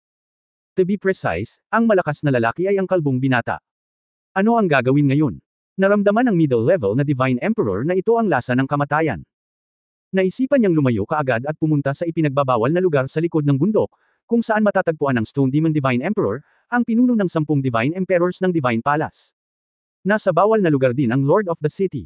Sa Sa sandaling iyon, ang gitnang antas na Divine Emperor ay nasa estado ng pagkalito, ngunit si Teng Snake, na nagngangalit ang kanyang mga ngipin at handang sumabog, ay sinamantala ang pagkakataon. Kabanata 2666, Pagbuo ng Sinaunang Bato. Sa isang buhay at kamatayang labanan, ang pinakabawal na bagay ay natural na pagkagambala. Bilang resulta, ang trahedya ay natural itong middle level na God Emperor. Boom! Sumirit si Teng Snake, at ang mga sungay ng laman sa tuktok ng ulo nito ay nagbuga ng pulang ilaw, na kasing manipis ng isang daliri, tulad ng isang matalim na arrow, at agad na bumaril sa gitnang antas na God Emperor. Ang middle level na God Emperor ay sumigaw, at ang kanyang buong katawan ay naninigas. Mamatay, sa sandaling ito, nataman ni Teng Snake ang middle level na God Emperor gamit ang parang dragon na buntot. Bang! Sa susunod na sandali, na may mahinang tunog, ang middle level na God Emperor ng Tree Demon ay direktang pinasabog ni Teng Snake, at nahulog ang isang tumpok ng sirang kahoy. Gayunpaman, sa marahas na sandali, isang berdeng ilaw na bola ang biglang lumipad palabas. Malamlam ang mga mata ni Yang Yian, ngunit malamig siyang ngumuso, at direktang hinablot ang bola sa hangin. Sa susunod na sandali, ang bola ay nasa kanyang kamay, at ito ang Diyos core ng middle level na God Emperor ng Tree Demon. Diyos ko, iligtas mo ang aking buhay. Ang isang nakakatakot na sigaw ng paghingi ng awa ay nagmula sa Diyos core o demonyo core ng puno demonyo emperador. Haha, desidido mong isinuko ang iyong Diyos na katawan at demonyo para makatakas, na hindi masama, ngunit walang kapatawaran para sa kaaway. Mula sa sandali ng pagkilos, mayroon lamang buhay at kamatayan. Nagsalita si Yang Yian, ngunit ang banal na liwanag sa kanyang kamay ay nagpapadalisay sa puno ng demonyo ng demonyo. Hindi ka mamamatay ng maayos. Ang hiyawa ng punong demonyo ay unti-unting nawala. Ito ay pinino ng backhand ni Yang, at sinabi sa kanyang sarili, buhay lang ako ngayon, habang ikaw ay nawasak sa katawan at kaluluwa. Hindi sa siya ay malupit, ngunit ang mundo kung saan iginagalang ang mga malalakas ay hindi nagpapahintulot ng kabaitan, at siya ay nagdusa ng labis para dito. Matapos pinuhin ang demonyong core ng isang middle-level tree demon, hindi nito nadagdagan ang kanyang cultivation. Matagal na niyang hindi nalagpasan ang malaking hadlang, ngunit lumago ang kapangyarihan ng kanyang kaluluwa. Kontento na siyang dito. Upang maging pinakamalakas sa mundo ng mga Diyos, hindi siya magpipigil sa kanyang mga kaaway, at hindi masamang ideya na pinuhin ang kalaban upang makumplito ang kanyang sariling lakas. Higit pa rito, ito ay isang punong demonyo, hindi isang tao. Hindi niya napigilan ang presyon sa kanyang puso. Fair na. Tumingin si Yang Yiyu kina Teng Shi, Tu Jingyuan, at Huang Shulang, na tumingin sa kanya ng may pagkamangha, at lubos na nasiyahan ang vanity ni Yang. Oo, Master. Natauhan si Huang Shulang at nanguna. Sa sandaling ito, ang buong City Lords Mansion Complex ay nawasak ng higit sa kalahati. Sa isang malaking labanan, kalahati ng 10 dakilang God Emperors ng City Lords Mansion ang napatay. Daan-daang iba pang mga Diyos at gwardya ang napatay, at ang iba ay tumakas lahat sa God Mansion. Siyempre, pinasabog ni Teng Shi ang isang middle-level na God Emperor. Bagamat nakatakas ang demonyong core, isa na itong bagong hitsura para kay Yang Yiyo. Ito ay napakabihirang makalaban sa iba't ibang antas sa parehong kaharian, higit sa lahat dahil sa sungay sa noo ni Teng Shi, na dapat ay isang uri ng talento ng bloodline, napakalakas. Ito ang unang pagkakataon na nakita niyang ginamit ni Teng Shi ang kanyang talento sa sungay. Pagkatapos mag-isip tungkol dito, pinuri ni Yang si Teng Shi, maganda ang ginawa mo. Hehe, salamat sa papuri, patuloy akong magsusumikap at hindi ka mapapahiya. Si Teng Shi ay pinuri ni Yang Yiyo, at siya ay medyo ipinagmamalaki. Tuwang-tuwa siya, at hindi niya nakalimutang tumingin kina Huang Shulang at Tu Jingyuan nang nakatagilid ang mga mata. Parang sinasabi ng kanyang mga mata, tingnan mo, ang Diyos na ito ay pinuri ng Panginoon, paano naman kayong dalawa? Ako ang magiging boss sa hinaharap. Ang lalaking ito ay hindi tumatanggap ng mga papuri. Si Tu Jingyuan at Huang Shulang ay natural na tahimik, ngunit ang kanilang mga mata ay kumikislap, at walang nakakaalam kung ano ang kanilang iniisip. Dumiretso ang grupo sa bawal na lugar ng bundok sa likod ng mansyon ng City Lord. Hindi nagtagal ay nakarating sila sa paanan ng bundok, at isang batong kuweba ang lumitaw sa kanilang harapan. Ngunit sa harap ng kuwebang bato, mayroong isang malaking parisukat. Sa paligid ay may mga hayop na bato na may iba't ibang hugis, kalahating tao at kalahating hayop, na may katawan ng tao sa ibabang kalahati at isang hayop sa itaas na kalahati, na parang leon. Sa gitna ng plaza ay isang altar, at sa altar ay isang malaking taong bato. Dito si Yuan Chentian ay nag-iisa, tama ba? Tanong ni Yang Yiyo kay Huang Shulang, nakatingin sa saradong pintuan ng kuweba na bato sa paanan ng bundok. Oo, guro, ngunit ang Rumord Stone Demon God Emperor ay nagbabantay dito, kaya dapat tayong mag-ingat. Sagot ni Huang Shulang. Tumango si Yang Yiyo at bumantong hininga. Tulad ng para sa impormasyon tungkol sa Stone Demon God Emperor, kahit si Huang Shulang ay nakolekta ito sa hindi mabilang na mga taon at napakaliit na natamo. Ang alam lang niya ay nagbabantay siya sa labas ng kuwebang bato at hindi na umaalis. Siya ang pinakamisteryosong upper level na God Emperor sa 10 God Emperor sa City Lord's Mansion, at baka siya pa ang pinakamalakas. Hindi minamaliit ni Yang Yiyo ang sinumang kalaban. Hindi siya magiging pabaya pagdating niya rito. Guro, ang parisukat na ito ay tila isang forma sayon, nagsalita si Tu Jingyuan. Formation. Naguguluhan si Yang Yiyo. Hindi niya talaga nakita. Gayunpaman, alam din niya na binantayan ni Tu Jingyuan ang forma sayon sa Divine Medicine Garden ng Wuwang City sa loob ng hindi mabilang na taon, at siya mismo ang nagkontrol sa formation.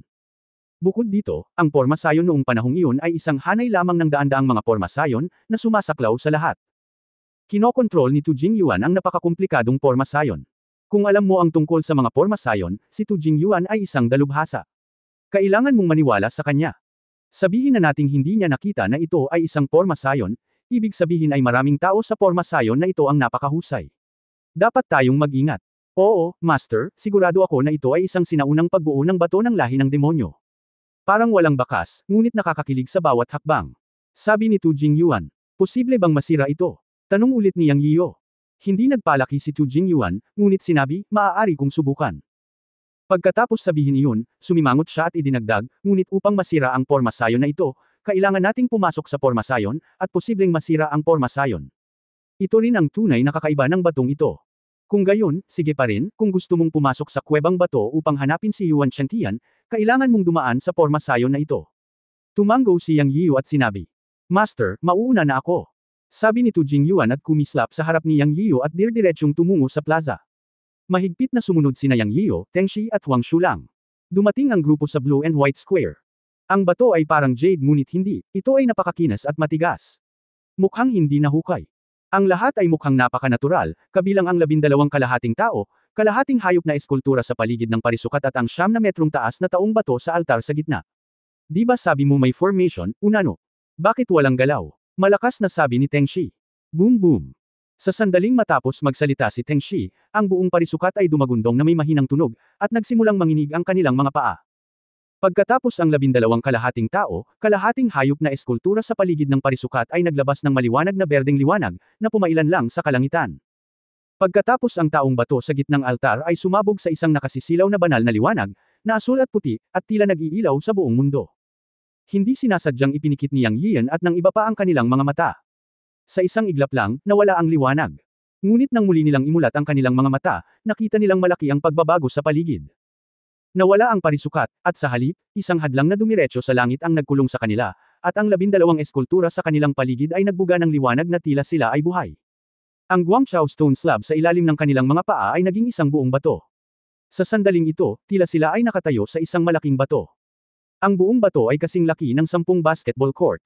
Para silang nasa mundong bato. Alam ni Yang Yiyo na na-activate ang formation. Kayong lahat mamatay. Sa sandaling iyon, isang napakabigat na boses na parang kulog ang tumunog. Sa isang iglap, napalingon si Yang Yiyo at ang iba pa. Ang direksyon ng boses ay eksakto ang higanteng taong bato sa gitnang altar, ngunit ngayon ay ibang-iba na. Kabanata 2667, nabasag at sumabog. Sa mga mata ni Yang Yiyo at ng iba pa, ang higanteng taong bato at ang 12 mga eskultura ng bato sa paligid niya ay naging 100 metro ang taas. At silang lahat ay nabuhay at gumalaw. Boom! Sa sumunod na sandali, nagkaroon ng malaking panginginig sa ilalim ng kanilang mga paa. Ang higanteng taong bato ang tumalon pababa mula sa altar, at ang kanyang malalaking paa ay tumuntong sa kanila. Iniwasan sila ni Yang Yiyo at ng iba pa sa unang pagkakataon. Pinalibutan din sila ng 12 mga eskultura ng bato sa kanilang paligid, o ang mga halimaw na bato na may ulo ng leon at katawan ng tao. Umuungol. Sunod-sunod ang mga dagandong. Ito ay isang ungol ng leon. Isa talaga itong leon. Kalahating hayop at kalahating tao lang, syempre bato pa rin. Ang dagandong ng leon ay parang isang malaking kampana, nakakabingi at makapangyarihan. Gayunpaman, ang mga mata ni Yang Yiyo ay palaging nasa higanteng taong bato. Ang higanteng taong bato na may taas na 100 metro ang pinakamalaking banta sa kanyang pangunawa. Walang duda na ito ay ang Stone Demon God Emperor, ang God Emperor sa tuktok ng pinakamataas na posisyon. Kitang-kita niya ang hininga ng kabilang partido. Tengshi, makipag-ugnayan kayo sa lalaking leon, si Tu Jingyuan ay humanap ng paraan para masira ang forma sayon, haharapin ko ang emperador ng Diyos na batong demonyo, protektahan ni Huang Shulang ang kanyang sarili. Inayos na ni Yang Yiyo ang dibisyon ng paggawa habang nagsasalita. Oo, Master. Sagot ni Tengshi. Ang 12 lalaking leon sa paligid ay hindi masyadong makapangyarihan, karamihan sila ay mga junior God Emperors, o kahit bahagya. Kakayanin ito ni Teng Shi at Tu Jingyuan. Ngayon ay mayroong dalawang pangunahing punto. Ang una ay ang higanting Stone Man o ang Stone Demon God Emperor, isang Pit God Emperor tulad ni Yang Yiyo. Ang pangalawa ay ang magulong pagbuo ng bato. Kung hindi nila masira ang Porma Sion, hindi sila makapasok sa kuwebo kung saan si Yuan Chentian ay nag-iisa. Pinaikit ni Yang Yiyan ang kanyang mga mata at malamig na ngumuso sa Stone Demon God Emperor, nagiging misteryoso ka lang. Ano ang maganda sa pagiging matangkad at malakas? Sinong hindi magiging ganyan, sa lalong madaling panahon? Natapos magsalita si Yang, gumalaw ang kanyang puso at sinabi niya, Dharma Appearance Golden Body.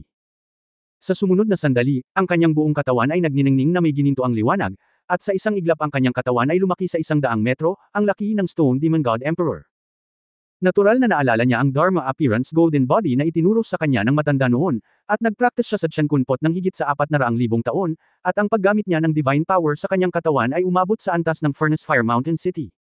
Ngayon ay mayroon na siyang kakaibang estilo sa paggamit ng Dharma Appearance Golden Body, na ganap na naiiba. Tinitigan niya ang Stone Demon God Emperor at sinabing, ikaw ba ang Stone Demon ng 10 dakilang God Emperors ng City Lord's Mansion? So ano? Naglakas loob kang pumasok sa ipinagbabawal na lugar ng City Lord's Mansion at abalahin ang pag-urong ng City Lord. Hinahanap mo ang kamatayan. Nagsalita ang Stone Demon God Emperor sa boses na parang kampana. Tumawa ng malakas si Yang Yiyo at sinabing, anong mga kwalifikasyon ang kailangan mong ituro sa akin, isang first level na batong demonyo. Ngayon hinahanap ko si Yuan Chentian. Kung alam mo kung ano ang makakabuti para sa iyo, bawiin ang Porma Sion at umalis, hindi ako mag-abala sa iyo. Kung hindi, kailangan kong ibalik ang iyong bato sa orihinal nitong anyo. Mayabang, mamatay. Galit na galit ang Stone Demon God Emperor at agad na sinuntok si Yang Yiyo. Interesado din si Yang Yiyo, ngunit hindi niya ginamit ang Dragon Slaying Sword. Nagtaas din siya ng kamao at sumugod. Nais niyang subukan kung ang kanyang banal na kapangyarihan ay mas malakas kaysa sa demonyong bato sa parehong antas. Boom! Ang kamao ng Stone Demon God Emperor ay kumislap na may asul-puting halo. Walang katapusang ginto ang kamao ni Yang Yiyo. Nagbanggaan ang dalawang kamao, yumanig sa lupa. Ang pagbabago-bago ng enerhiya ay nanginginig, nakikita ng hubad na mata. Sabay na umatras si Yang Yiyo at ang demonyong bato. Sila, parehong huminto sa 3 hakbang. Tila pantay-pantay sila. Sa katunayan, may plano si Yang Yiyo sa kanyang isipan. Hindi niya ginamit ang buong lakas niya ngayon, ngunit ginamit lamang niya ang 30% ng kanyang banal na kapangyarihan. Siyempre, hindi ibinukod na ganoon din ang ginawa ng Stone Demon God Emperor. Ngunit ano ang mahalaga? Maraming pakulo si Yang. Ito ay sapat na upang gamitin ang isa o dalawa sa kanila upang harapin ang halimaw na bato. Magka-level sila, pero magkaiba din sila ng level. Alam ni Yang ang kanyang ginagawa. Ngumisi siya sa halimaw na bato at sinabing, mukhang lalaban ka hanggang dulo. Sa akin dito, hindi mo maaaring istorbohin ang pag-urong ng Panginoon ng lungsod. Isang napakatapat na salita ang sinabi ng halimaw na bato. Natigilan si Yang Yiyan, ngunit sa pag-iisip tungkol dito, ito ay inaasahan. Maaaring ayusin ni Yuan Chentian ang halimaw na bato sa gitna ng 10 dakilang Diyos sa labas ng kanyang kultibasyon na kuweba, at hindi nagayos ng isa pa, na sapat na upang ipakita ang katapatan ng halimaw na bato kay Yuan Chentian at tiwala ni Yuan Chentian sa halimaw na bato. Kaya't ang halimaw na bato ay lalaban hanggang dulo. Sa orihinal, tumingin siya sa halimaw na bato at inisip ang dakilang Diyos na bato na nasa tabi niya sa ibabang mundo. Siya ay may kaunting mabuting damdamin para sa kanya at naisip na hindi niya ito papatayin kung magagawa niya. Pero ngayon parang wala ng choice. Kung ganoon, ibabalik kita sa iyong orihinal na anyo. Matigas ang tono ni Yang, at sa isang iglap, sumuntok siya, at sa sandaling ito, ang lahat ng divine power ay sumabog at natipon sa kanyang kamao. Hindi rin pushover ang batong demonyo. Sa isang dagandong, isang asul-pulang ilaw ang sumikat, at siya ay sumuntok. Boom! Parehong ginamit ang kanilang buong lakas, at ang langit ay sumabog sa ilalim ng suntok na ito. Gayunpaman, si Yang ang nangunguna. Sa isang suntok, diretso niyang kinatok ang batong demonyong emperador daan-daang metro ang layo, at ang isang braso niya ay natatakpan ng mga bitek. Inilagay niyang ang kanyang sarili bilang hindi magagapi sa parehong kaharian, na hindi naman talaga pagmamalabas. Siya ay nagsanay sa Tiankunpot ng higit sa 400,000 taon at hindi ito nawalan ng kabuluhan. Siya ay may tunay na lakas at kapangyarihang panlaban, at ito ay partikular na nakatarget sa kapangyarihang panlaban, na ngayon ay ipinapakita. Ngunit sa sumunod na sandali, medyo nagulat siya na ang kaliwang braso ng batong demonyo na nabasag niya ay kumislap ng asul-puting halo, at ito ay talagang naibalik ng buo. Umuungol. Ang Stone Demon Emperor ay umungal, at isang hakbang pasulong sa isang iglap, at nasa harapan na niya. Sa pagkakataong ito, humampas siya ng palad, at ang bughaw-puting halo ay sumambulat ng nakasisilaw, tulad ng isang araw na direktang nakaharap sa kanyang ulo. Tumingin sa kanya si Yang Yiyan at nginisyon ang sarili, haha, isa ka talagang demonyong bato. Napakatigas mo ba? Hindi ako naniniwalang hindi kita masisira. Pagkatapos niyang magsalita, gumalaw ang puso niyang sa pagkakataong ito, ngunit gumagana ang banal na singsing sa likod niya. Pagkatapos ay lumitaw ang isang malaking puno, na direktang nagsanib sa mga templo ng 10 malalaking puno ng Dao at nag-synthesize ng pagpapakita ng isang malaking puno ng Dao. Ang liwanag ng puno ng Dao ay sumikat sa kanya, at mahinang sinabi niyang, "Gold of the Five Elements, basagin mo ito para sa akin." Sa isang iglap, siya mismo ay isang malaking gininto ang katawan ng Dharma. Sa pagkakataong ito ay sumuntok siya ng nakakasilaw na gintong liwanag, gamit ang kapangyarihan ng puno ng Dao. Bang, bang. Isang suntok at isang palad. Yumanig ang langit. Sumigaw ang Stone Demon God Emperor. Ngunit siya ay direktang sinampal sa mga durog na bato ng palad ni Yang Yian, at bumagsak sa lupa ng malakas, at ang kanyang malaking katawan ay nagkapira-piraso. Natigilan si Yang Yian. Naisip niya na maaaring kailanganin niya ng isa pang suntok upang mabali ito, ngunit hindi niya inaasahan na ang kapangyarihan ng puno ng Dao ay gagamitin upang basagin ang batong demonyo sa isang suntok. Sa pagtingin sa mga durog na bato sa lupa, palagi niyang nararamdaman na ito ay medyo hindi totoo. Pagkatapos ng lahat, siya ay isang Pit God Emperor, ngunit palagi siyang nakikipagkompetensya sa kanya ng malupit. Ito ay medyo hindi karapat-dapat sa pangalan. Ngunit tinitingnang mabuti, ito nga ay nasira, at ito ay nabasag sa hindi mabilang na mga piraso. Ito ay hindi gumagalaw.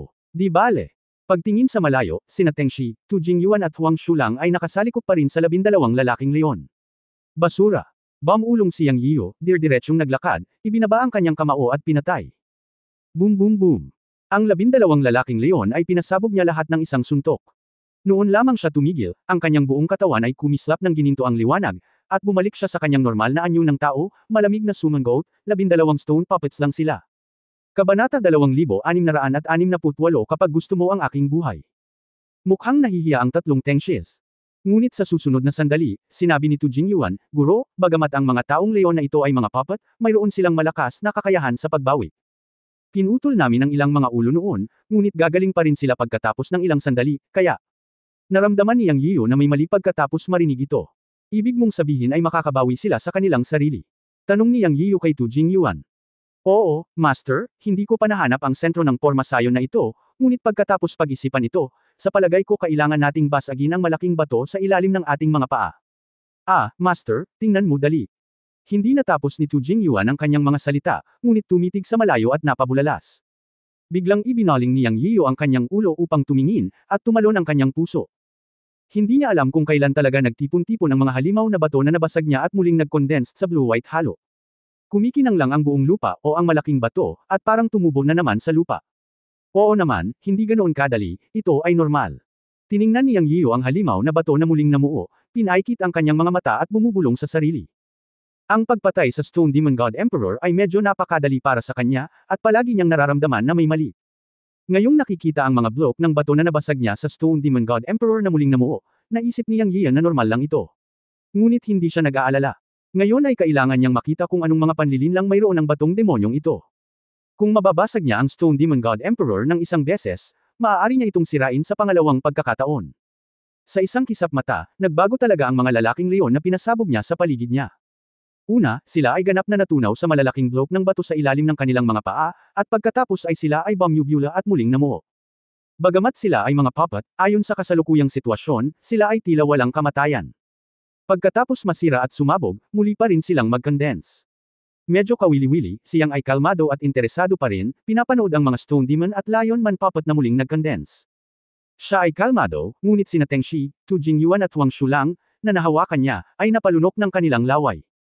Sa mga mata ni Teng Shi at ng tatlo pa, ang mga walang kamatayang nilalang ay lubhang nakakatakot. Guro, ano ang dapat kong gawin? Nauutol na tanong ni Teng Shi. Inilibot ni Yang Yiyan ang kanyang mga mata, bakit panik? Isa na namang suntok. Mapait na ngumiti si Tu Jingyuan at nagsabi, "Guro, tila kung hindi masira ang pormasayon na ito, ang halimaw na bato at ang mga taong ito ng leon ay maaaring mabuhay na muli ng walang hanggan. Hayaan mo ako, bigyan ka ng oras upang matukoy kung paano masira ang pormasayon na ito at kung ito ay nauugnay sa malaking bato sa ilalim ng iyong mga paa." Inutusan ni Yang Yiyan si Tu Jingyuan. "Oo, Master, pupunta ako para kumpirmahin ito." Sa katunayan, natukoy na ni Tu Jingyuan na ang susi sa pagsira sa pormasyong ito ay ang malaking bato sa ilalim ng mga paa ng lahat, ngunit si Yang Yiyan ang Panginoon at siya ang katulong. Kung ano ang sabihin ng Master ay tama. Huwag kontrahin ito, gawin mo lang. Ito ang katalinuhan ni Tu Jingyuan. Kung si Teng Shi, tiyak na sasabihin niya, natukoy ko na ito ang malaking bato sa ilalim ng aking mga paa. Ito ay magpapahiya kay Yang, at iisipin din niya na ang kanyang mga nasasakupan ay hindi gumagalang sa kanya, ay hindi propesyonal at masuwain, at hindi maiiwasang siya ay masisipa. Umuungol. Sa oras na ito, ang halimaw na bato ay nagpakawala ng mahabang dagandong, at ang asul-puting liwanag ay nawala. Sa pagkakataong ito ay bumalik ito sa dati nitong sukat sa altar, na may taas na 9 metro, at isa pa ring higanti sa harap ni Yang Yian, isang tao. Sa isang iglap, naramdaman ni Yang Yian ang isang hindi nakikitang puwersa na bumalat sa kanya, na parang tinitigan ng isang makamandag na ahas. Ungol, dagandong, sa isang instant, ang 12 lalaking leon ay nakabawi rin tulad ng dati, ngunit lahat sila ay nakatitig sa kanya. Haha, gusto mo akong takutin gamit ang malakas mong boses, tumawa si Yang Yian, ngunit sa oras na ito, kumislap ang Dragon Slaying Sword sa kanyang kamay. Sa panlabas, siya ay nakaka-relax, ngunit sa kanyang puso ay alerto siya, dahil pakiramdam niya na ang Stone Demon God Emperor ay halatang mas nananakot kaysa dati. Dapat gawin ng leon ang lahat upang labanan ang kuneho, at ayaw niyang tumaob sa kanal. Sa pagharap sa Stone Demon God Emperor na muling nabuhay sa pangalawang pagkakataon, hindi nang ahas na maging pabaaya si Yang Yian. Siyempre, may kumpiyansa pa rin siyang harapin ito. Dati, ginamit niya ang kapangyarihan ng Dao Tree, ngunit sa pagkakataong ito ay tinawag niya ang Dragon Slaying Sword. Sa mga tuntunin ng lakas ng pag-atake, ang Dragon Slaying Sword ay natural na mas malakas kaysa sa kapangyarihan ng Dao Tree kapag ginamit nito ang Divine Sword Dao. Tao, matagumpay mong nagalit ang Diyos na ito, ang unang pangungusap ng Stone Demon God Emperor pagkatapos ng kanyang paggaling ay puno ng paghamak at pagpatay na layunin. Ngumisi si Yang Yian, kwak. Nang matapos siyang magsalita ay bigla niyang binunot ang kanyang espada. Patayin, siya ay nag-practice ng swordsmanship sa Chen Kunpot sa daan-daang libong taon, at pinagkadalubhasaan niya ito hanggang sa ganap. Ito ay tungkol sa pagiging mabilis, tumpak at walang awa. Kahit sa ang anggulo niya ihampas gamit ang espada, ito ay tungkol sa pagpatay. Gayunpaman, sa pagkakataong ito, hindi niya sinaktan ang Stone Demon God Emperor. Sa halip, tumalon siya at pumihit ng 360 degrees, ibinaba ang kanyang espada upang hampasin ang 12 Lion Man puppet sa paligid niya. Boom boom boom. Sa pagbagsak ng espada, ang 12 Lion Man puppet ay agad na nabasag. Hindi sila tugma sa espada ni Yang Yio. Umuungol. Sa sandaling ito, ang Stone Demon God Emperor ay tumalon ng may dagandong, at dumiretso sa Yang Yio. Sa isang instant, isang bughaw puting liwanag ang kumikinang ng maliwanag. Hindi man lang natauhan si Yang Yio nang ilabas niya ang kanyang espada para patayin ang 12 lalaking leon, at naramdaman niya ang matalas na hininga na nagmumula sa kanyang likuran. Nang hindi nag-iisip, ibinaba niya ang kanyang espada upang labanan. Boom! Biglang may narinig na malakas na pagyanig ng lupa. Naramdaman lamang niya ang isang walang katulad na puwersa na nagmumula sa Dragon Slaying Sword, at ang kanyang buong katawan ay lumipad pabalik nang hindi mapigilan. Bang! Sa sumunod na sandali, direktang tumama ang kanyang katawan sa barrier na libu-libong metro ang layo, ngunit napabalikwas ito ng lakas ng barrier. Puff! Tumalsik ang isang subo ng lumang dugo. Ubo-ubo. Umubo si Yang Yian, itinaas ang kanyang ulo at tumingin sa Stone Demon God Emperor sa malayo. Dumura siya ng bula ng dugo. Siya! Nabigla talaga. Ang lakas ng pag-ataking ito ay ilang beses na mas malakas kaysa dati.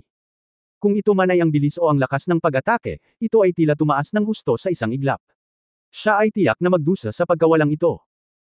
Nang tumingala siya, nakita niya na ang Stone Demon God Emperor ay natatakpan ng asul at puting mga inscription sa buong katawan niya, at sa kanyang mga mata, ang lupa o ang malaking bato sa ilalim ng mga paa ng Stone Demon God Emperor ay nagbuga ng asul at puting halo na patuloy na nagtitipon sa katawan ng demonyong bato. Ngayon ay naunawaan ni Yang Yian na ito ay kasama sa malaking bato sa ilalim ng kanyang mga paa. Sa madaling salita, hiniram ng Stone Demon God Emperor ang kapangyarihan ng lupa. Hindi katakatakang lumakas ang kanyang lakas, na nagluwa sa kanya ng isang subo ng dugo. Ang malaking bato sa ilalim ng mga paa ng Master ay ang susi sa pagsira sa Porma Sion. Sa oras na ito, muling kinumpirma ng Earth Spirit ang susi sa pagsira sa magulong pagbuo ng bato. Pa! Pinunasan ni Yang Yian ang dugo sa gilid ng kanyang bibig at tumingin sa Stone Demon God Emperor sa di kalayuan at sinabing, ginawa mo akong dumuran ng dugo, napakabuti mo. Gagawin kitang stone powder sa pagkakataong ito. Galit na galit si Yang, at seryoso ang mga kahihinatnan. Guro, hihiramin kita ng kamay. Sa oras na ito, nagsalita ang Earth Spirit, at ang dilaw-dilaw na halo sa kanyang katawan ay nanginginig ng malakas, ngunit gumawa siya ng mga selyo gamit ang kanyang mga kamay, biglang umungol, at tinapakan ang kanyang mga paa. Boom! Ang malaking bato sa ilalim ng mga paa ay inalog ng paa ni Earth Spirit Yuan, at pagkatapos ay sa isang click, mabilis na kumalat ang isang bitek sa lugar kung saan tinapakan ng Earth Spirit Yuan ang kanyang mga paa, at dumiretso sa Stone Demon God Emperor sa di kalayuan. Ang Stone Demon God Emperor ay naapektuhan ng bitek ng paa ni Earth Spirit Yuan, at ang kanyang buong katawan ay biglang umayos. Nagliwanag ang mga mata ni Yang Yio, at naisip niya sa sarili, ngayon na ang oras para patayin ka. Kabanata 2669, ang Demon Fit's Divine Pearl Chief Dwarf. Ang sipa ng Earth Essence ay natural na hindi makakasakit sa Stone Demon God Emperor, ngunit ang Earth Essence, na maaari ring kontrolin ang lupa, bundok at mga bato, ay tiyak na makakaapekto sa Stone Demon God Emperor. Sigurado yan. Kaya gumawa si Yang Yiyo ng mapagpasyang hakbang. Sa pagkakataong ito ay diretso siyang naglaslas ng buong lakas. Slash! Sabi ng espada sabay laslas. Siya! Lumipad at hinati si Huashan ng buong lakas. Ang full-strength sword na may lakas na tumatakbo sa sukdulan ay sapat na para hatiin ang Stone Demon God Emperor sa kalahati. Siyempre, alam niya na ang Stone Demon God Emperor ay maaaring mag-condensed muli, ngunit sa pagkakataong ito ay hindi na siya bibigyan ni Yang Yiyo ng pagkakataon. Dahil natagpuan ang Earth Essence, ang susi sa pagsira sa formation ay ang pagsira nito. Hindi ito mahirap. Sa kalagitnaan ng hangin, napakatalino ng paglaslas ni Yang Yiyo. Gamit ang isang kidlat na espada, ang espasyo ay nasira, at may mga bitek sa espasyo na kumikislap. Ang panandaliang sword energy ay napunta sa Stone Demon God Emperor. Ngunit sa pagkakataong ito, ang Stone Demon God Emperor ay tila sumambulat din ng buong lakas. Naramdaman ang kapangyarihan ng espada ni Yang Yiyo, umungal siya, ungol.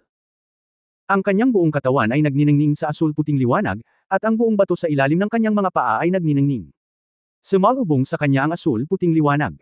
Habang umaatungal, ang Stone Demon God Emperor ay tinamaan ng palad ang sword energy ni Yang Yiyo. Tulad ng isang nakasisilaw na araw, isang higanting anino ng kamay ang lumipad pataas. Sa susunod na sandali, bumangga ito sa lakas ng espada ni Yang Yiyo. Boom! Sa ilalim ng tunog na nanginginig sa lupa, ang buong espasyo ay sumabog sa sobrang nakakasilaw na flash energy. Gayunpaman, minamaliit pa rin ng Stone Demon God Emperor ang kapangyarihan ng espada ni Yang Yiyo. Ang malaking asul-puting higanteng palad ay direktang nahati sa dalawang bahagi ng sword energy ni Yang Yiyo, at ang natitirang puwersa ay pumasok sa ulo ng Stone Demon God Emperor, at ang gintong liwanag ay sumabog mula sa itaas hanggang sa ibaba. Umuungol. Ang Stone Demon God Emperor ay gumawa ng tunog ng ayaw. Sa sumunod na segundo, tuluyan itong bumagsak, at ang malaking katawan ay naging pulbos sa pagkakataong ito, na mas masahol pa sa sirang bato kanina. Patayin gamit ang isang espada. Si Yang Yiyo ay nangingibabaw pa rin.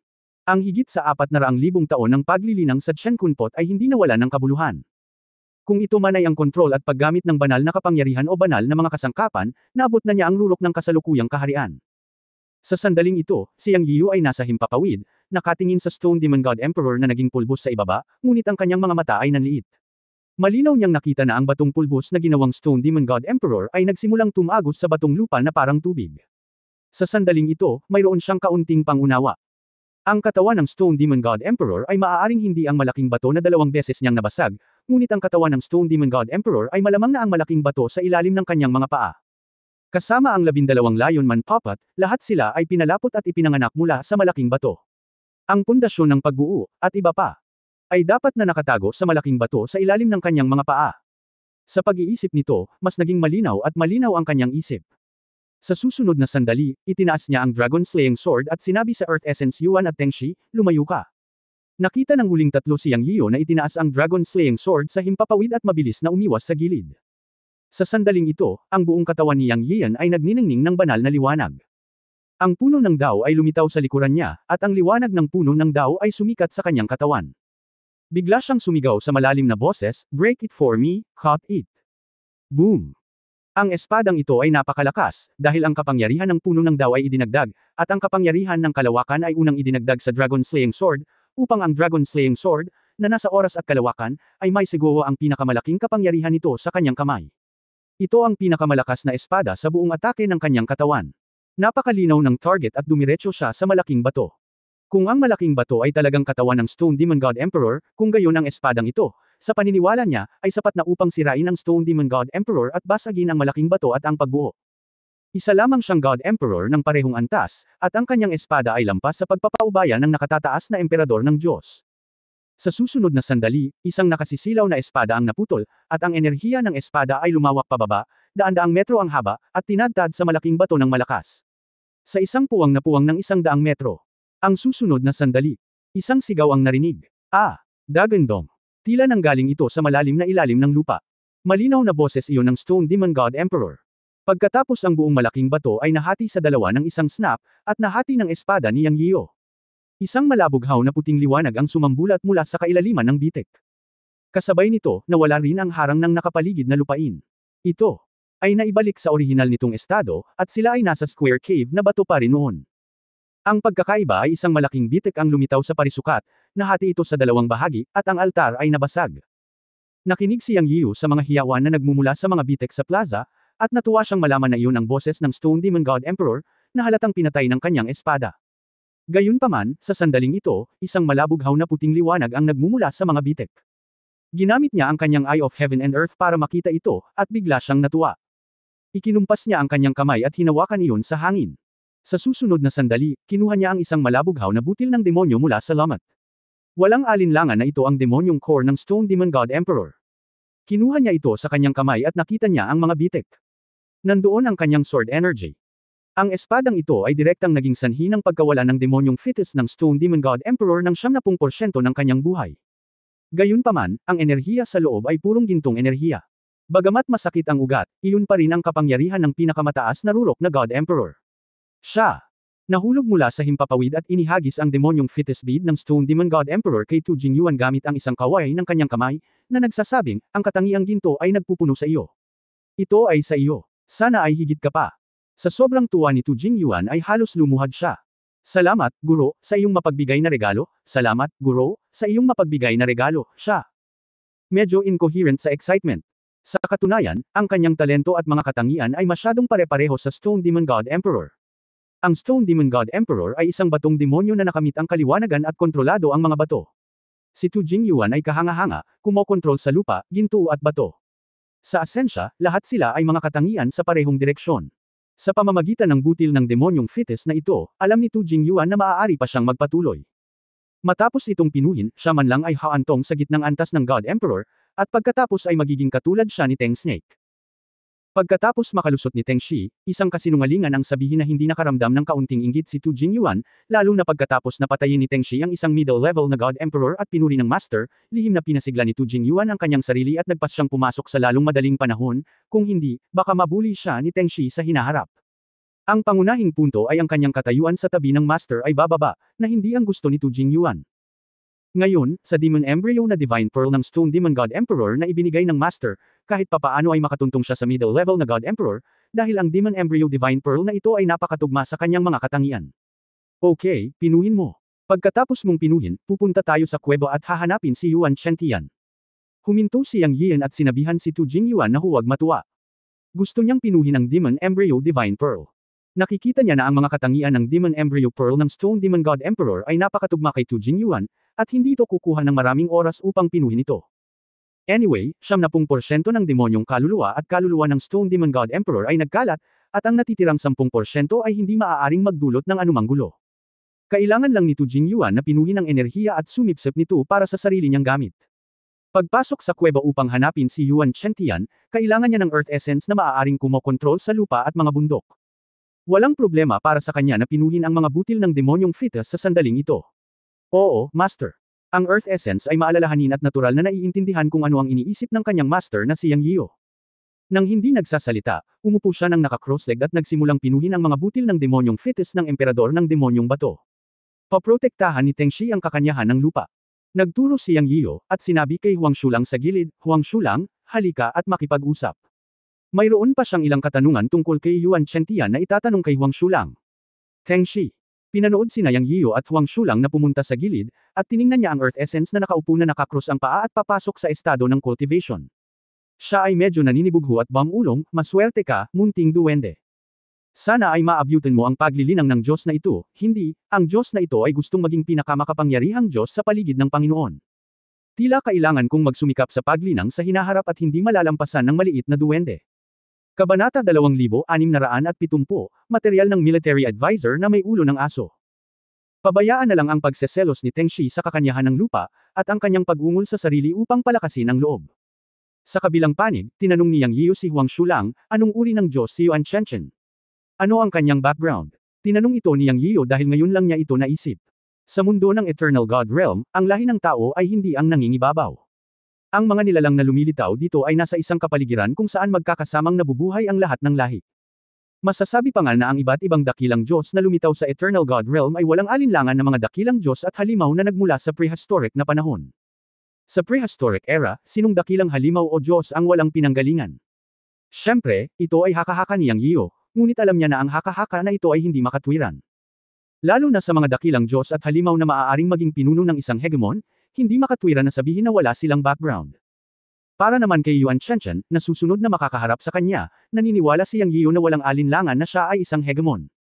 Ang pagtatayo ng Sky God City ay may mahabang kasaysayan, at maaari itong itayo sa tuktok ng Tungtian Mountain, na sinasabing isang banal na domain. Alam niya na kahit ang pagkakaroon ng Diyos ng batas ay hindi magagawa ito. Si Yuan Chentian ay isang Diyos Panginoon level na pag-iral, na nangangahulugan na siya ang Panginoon ng lungsod ng Sky God City at malamang na maging kahalili. Bilang kahalili, paanong walang nasa likod niya? Siyempre, hindi niya kinatatakutan ang malaman ang background ni Yuan Chentian. Ngayong nagkagulo na siya sa City Lord's Mansion, kahit natatakot siya, wala nang paraan. Kung alam niya ang tungkol dito, kung may emergency o kung ano ang mangyayari sa hinaharap, magkakaroon siya ng plano upang harapin ito. Ewan ko lang kung alam ni Huang Shulang. Nang magtanong siya, napahiya si Huang Shulang at mapait na sinabi, paumanhin, guro, tinanong ko nga kung anong uri ng Diyos si Yuan Chentian at ang kanyang background, ngunit wala man lang impormasyon. Kahit ang tagapamahala ng mansyon ng Diyos ay hindi alam kung anong uri ng Diyos si Yuan Chentian, lalo pa ang kanyang background. Si Huang Shulang ay medyo hindi mapalagay at nag-aalala nang magsalita siya. Nag-aalala siya na otres si Yang Yiyo. Sa ganitong paraan, walang pag-asa para sa paghihiganti para sa kanyang asawa at mga anak, at iiwan niya ang Sky God City sa hinaharap. Para kay Huang Shulang, hindi siya natatakot sa kamatayan, ngunit natatakot siyang hindi makapaghiganti. Pagkatapos ng maraming kahirapan, nakilala nila si Yang Yiyan. Nagkataon lang na may iisang layunin o interes ang magkabilang panig. Sa wakas ay nakapasok sila sa City Lord's Mansion. Ngayon ang malaking kaaway na si Yuan Chentian ay nasa kuwebang bato, malapit sa kamay. Kung sumuko si Yang Yiyan sa oras na ito dahil natatakot siya sa background sa likod ni Yuan Chentian, talagang hindi alam ni Huang Shulang kung ano ang gagawin, kaya labis siyang nag-aalala at lalo pang hindi mapalagay. Narinig ni Yang Yiyan ang sagot ni Huang Shulang, ngunit inaasahan din ito. Pagkatapos ng lahat, si Huang Shulang ay isang maliit na hari ng Diyos. Nalaman niya ang sitwasyon ng pinsala ni Yuan Chentian, ang sitwasyon ng 10 God Emperors sa ilalim ni Yuan Chentian, at kaya niyang kalkulahin ang manager ng Upper God Emperor, akitin ng tigre palayo sa bundok upang pabayaan ang God Mansion Commander na umalis, ay trigger ang Beast Tide para sugpuin ang Beast Tide, at alisin ang 2 middle level na God Emperors. Ang tukana at pagpaplano na ito ay talagang nasa antas ng isang demonyo. Pagkatapos lahat, si Yuan Chentian ay isang makapangyarihang pag-iral sa antas ng God Lord, ang Lord of the Sky God City, at walang masyadong malalakas na tao na makakaabot sa level ng God Lord sa Eternal God Realm at sa God Realm kung nasaan siya. Ang mga malalakas na lalaki sa antas na ito ay alam kung paano protektahan ang kanilang sarili at itago ang kanilang mga sarili, dahil alam nila na mas kaunti ang nalalaman ng labas ng mundo tungkol sa kanila, mas ligtas ito para sa kanila. Kung hindi alam ng iba ang kanilang sitwasyon, hindi nila ito maisip. Ito ang kanilang trump card at soft power. Kaya't normal para kay Huang Shulang na hindi malaman. Sa pagbabalik tanaw sa nag-aalalang mukha ni Huang Shulang, alam ni Yang Yiyo ang kanyang iniisip. Inabot niya at tinapik ang balikat ni Huang Shulang at sinabing, huwag kang mag-alala, gusto ko lang malaman ito ng basta-basta. Kung hindi mo alam, huwag mo na lang alamin. Dahil nakapasok na tayo sa God's Mansion, walang dahilan para umatras tayo, lalo pat umatras. Ano man ang mangyari ngayon, ang labanan kay Yuan Chentian ay hindi maiiwasang makuha ng Diyos ang posisyon ng Diyos. Nang marinig ang sinabi ni Yang Yiyo, sa wakas ay nakahinga ng maluwag si Huang Shulang, na may pasasalamat sa kanyang mukha. Upang ipaghiganti si Yuan Chentian at hayaang mamatay si Yuan Chentian, ito na ang kanyang pinakamalaking kinahuhumalingan. Para dito, gagawin ni Huang Shulang ang lahat. Salamat, Master. Talagang naantig si Huang Shulang. Ngumiti si Yang Yiyan at sinabi, huwag kang ma-pressure. Alam mo ang layunin ng paghahanap ko kay Yuan Chentian. Hindi lahat para sa iyo, ngunit dahil naging alagad ko na kayo, ang paghihiganti para sa iyo ang dapat kong gawin, bilang iyong Panginoon. Wala akong anumang malaking pakinabang, ngunit isang bagay ang napakalinaw, iyon ay, protektahan ang aking mga anak, haha. Sa wakas ay tumawa ng pabirong si Yang Yiyan, na nagpabawas din ng psikolohikal na presyon kay Huang Shulang. Sa katunayan, talagang pinahahalagahan ni Yang Yiyan si Huang Shulang sa kanyang puso, dahil ang katalinuhan ni Huang Shulang ay halos demonyo sa kanyang opinyon, syempre, sa mga tuntunin ng pagkalkula at diskarte. Siya ay isang karaniwang dog-headed military strategist. Kung siya ay mahusay na sanayin at ang kanyang pattern ay maaaring palakihin, marami siyang matutulungan sa hinaharap. Habang nag-uusap ang dalawa, isang mahinang tunog ang nagmula sa Tu Jingyuan sa kabilang panig. Pagkatapos ay nagtipon at sumabog ang enerhiya ng langit at lupa. Oo, nakalusot si Tu Jingyuan. Nakangiting sabi ni Yang Yiyan. Inaasahan ang tagumpay ng Tu Jingyuan. Ngayon sina Tu Jingyuan at Teng Shi ay parehong nakarating sa antas ng Zhongwei Divine Emperor. Pagkatapos ng lahat, ito ay ang demonyong fetus na banal na butil ng itaas na rurok na God Emperor, at ang mga katangian ay pinagsama-sama, kaya hindi nakakagulat na maaari itong makalusot. Makalipas ang halos 10 minuto, nawala ang aura sa katawan ni Tu Jingyuan, at ang kanyang paglilinang ay umabot sa tuktok ng gitnang antas ng templo, na mas malakas kaysa kay Teng Snake. Ang unang ginawa ni Tu Jingyuan pagkagising niya ay ang pagyuko kay Yang Yiu para pasalamatan siya. Salamat, Master, sa pagpapala ng magandang kapalaran. Sa anumang oras, si Tu Jingyuan ang higit na nakakaalam ng etiketa at namumuno, at ang kanyang saloobin ay lubos na nasiyahan kay Yang Yiu. Bumangon ka, ito ang iyong pagkakataon at ang iyong pagsusumikap, ngunit huwag maging kampante, kailangan mong magsumikap sa hinaharap. Pagkatapos sabihin iyon, tinitigan ni Yang Yiu ang maasim na Teng Snake at sinabing, at ikaw din, magsikap ka, napabuti mo ang iyong bloodline, ano ang dapat ikainggit? Mabilis na tumango si Teng Shi. Pagkatapos ng pag-iisip tungkol dito, ito ay totoo. Matapos ma-upgrade ang dugo ng dakilang Diyos na ito, mas mabilis siyang nag-practice. Bakit siya inggit sa duwende? Okay, pumunta tayo sa kuweba at makilala si Yuan Shentian. Sabi ni Yang Yiu habang nakatingin sa saradong pintuan ng batong kuweba sa paanan ng bundok. Oo. Sabay-sabay na sabi ng huling tatlo. Ngunit sa sandaling ito, ang kanilang tono ay napakaseryoso, dahil alam ng lahat na malapit na silang humarap sa isang Diyos. Bagamat sinabi ni Huang Shulang na si Yuan Shentian ay nasugatan at nagpapagaling sa pag-iisa, siya ay isang Diyos pa rin pagkatapos ng lahat. Siya ay isang malakas na tao. Sarado ang pintong bato ng kuweba. May mga sinaunang inscription dito, at ang mga pagbabago sa enerhiya ay napakalakas. Ito ay malinaw na isang nagtatanggol na inscription. Nang piliti na itong bubuksan ni Yang Yiu, humakbang pasulong si Tu Jingyuan at sinabing, Guro, hayaan mo akong gawin ito. May inscription sa pintong bato na ito, at ang porma sayon ay magbabalik sa apoy. Gusto ko lang subukan ang aking talento at basagin ang pagbuo ng inscription. Okay, ingat ka. Nakalimutan ni Yang Yiu na si Tu Jingyuan ay isa ring Master of Formation. Well, tingnan natin kung gaano kalaki ang pagbuti ng Earth Essence Yuan pagkatapos ng pagbuti ng lakas ng cultivation nito. End of this chapter. Pahingi naman ng like, share at subscribe mo na rin para updated ka sa susunod na kabanata. Salamat.